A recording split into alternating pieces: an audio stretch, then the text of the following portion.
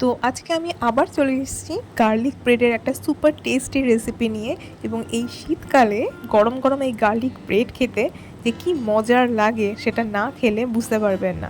তো চলুন এরপরে আমরা দেখে নেব গার্লিক ব্রেডের সুপার টেস্টি রেসিপিটা।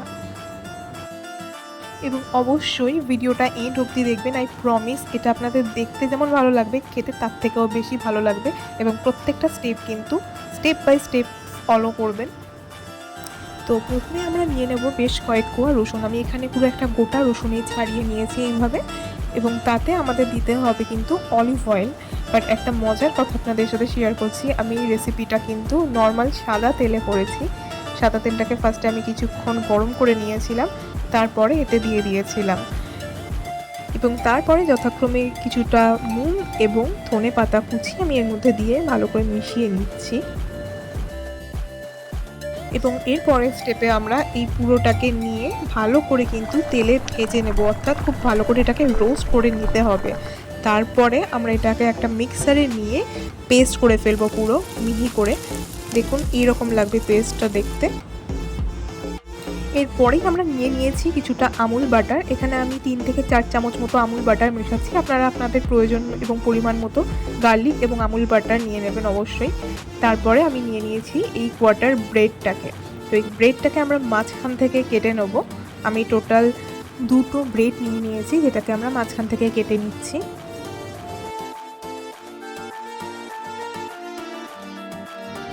এবং তারপরেই আমরা কিন্তু বাটারটাকে এই পেস্টের মধ্যে ভালো করে মিক্স করে আমাদের গার্লিক ব্রেডের জন্য সব থেকে ইম্পর্টেন্ট ব্যাটারটা বানিয়ে ফেলবো। আপনারা কিন্তু অবশ্যই পেস্টটাকে ভালো করে মিক্স করে নেবেন। এবং তারপরে একে একে সবকটা পাউরুটিতে আমরা পেস্টটাকে লাগিয়ে নিচ্ছি।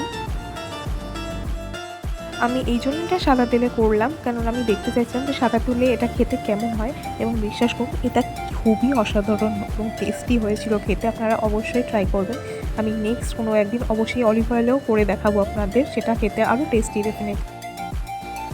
প্রত্যেকটা স্টেপ কিন্তু এইভাবেই একটার পর একটা ফলো করবেন অবশ্যই, তাহলেই কিন্তু আপনাদের গার্লিক ব্রেডটা খেতে অসাধারণ হবে। জাস্ট একবার খেয়ে দেখবেন। এরপর আমরা নিয়েছি মোজারেলা চিজ।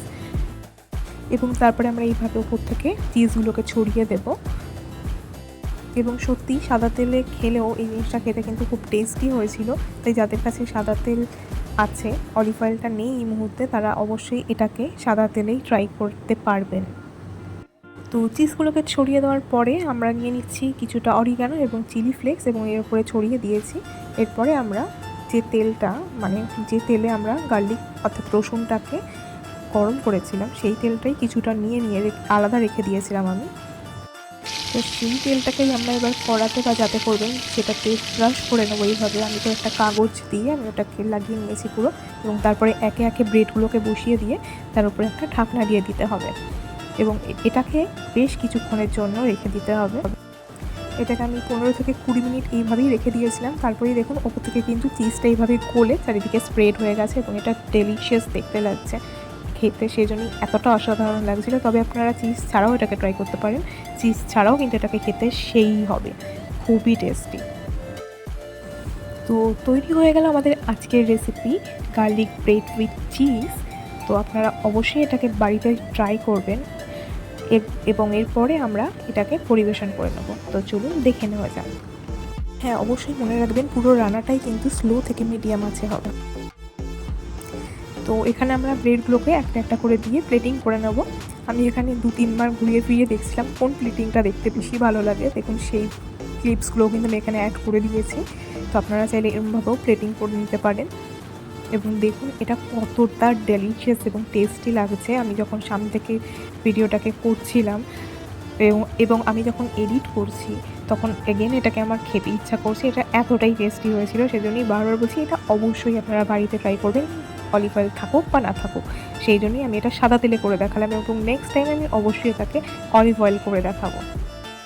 যদি ভালো লেগে থাকে তাহলে অবশ্যই কমেন্ট করে জানাবেন যে আপনাদের কেমন লাগলো। যদি খারাপ লাগে সেটাও জানাবেন এবং পারলে একটা লাইক করে দেবেন এবং সাবস্ক্রাইব করে দেবেন আমার চ্যানেলটিকে। এটা একটা ওয়ার্ম হার্টেড রিকোয়েস্ট রইল আপনাদের প্রতি।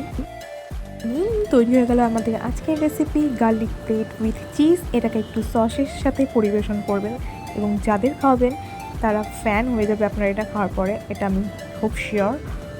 চলুন এবার আমরা এই চিজি গার্লিক ব্রেডটাকে একটুখানি ব্রেক করে আপনাদের দেখিয়ে দিই যে এটা কতটা চিজি হয়েছে এবং কতটা টেস্টি লাগছে অবভিয়াসলি। তো অবশ্যই ট্রাই করবেন গার্লিক ব্রেড বাড়িতে এবং জানাবেন যে কেমন লাগলো আপনাদের খেতে। আমি আনন্দিতা, আপনারা এতক্ষণ দেখছিলেন হোম শেফ আনন্দিতার চ্যানেলে গার্লিক ব্রেডের special recipe. Tata, take care.